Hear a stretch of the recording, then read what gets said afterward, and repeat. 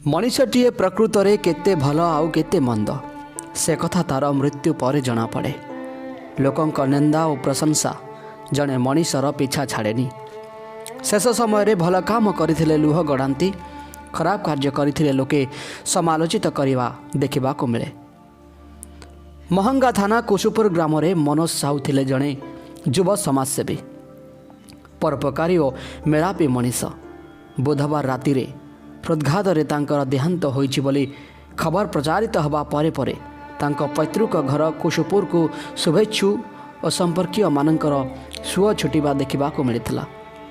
आज मनोज को अंतिम यात्रा रे स्थानीय विधायक तथा आईन, स्वास्थ्य, सूचना और लोकसंपर्क मंत्री प्रताप जेना सामिल हवा सह तांको शव को कांध दे श्मशान पर्यंत जीवा देखा मिलता।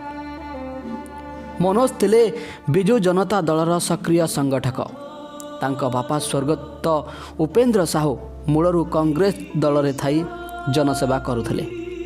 पिला माने सबु दलर नेता मंत्री सहित मिशिछन्ते।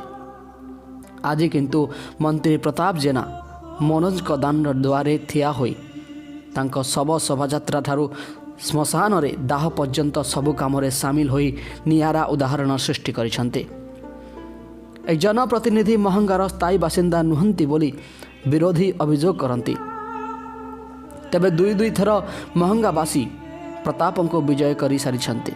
साधारण कर्मीटीए होइथिले भी मनोज साहू शव को कांधरे बोही राम नाम सत्य है, हरि नाम सत्य है यही धाड़ीटीए उच्चारण भितरे साई भाई परिवार और आत्मीय उपस्थिति रे शोकाकुल कुशुपुर गाँ दांडरे प्रताप पलटि गले आपणार मनीषटीए। समस्ते कहूथिले मनोज पर स्नेही और परोपकारी मनीषटीए सिना आमको लुह दे चलीगला, किंतु आम विधायक तथा मंत्री एभली दुखद समय भाई साजी सबको कांध देवा बहुत बड़ कथा। गाँ माटी झुरुला मनोज साहू को मन पकाउथला तांकर सरलपण को। एसबू भितर जलीगला मनोज का पार्थिव शरीर।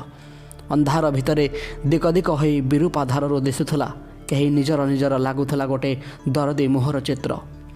कानरे बाजुला मनोज साहू अमर रहे, राम नाम सत्य है, राम नाम सत्य है।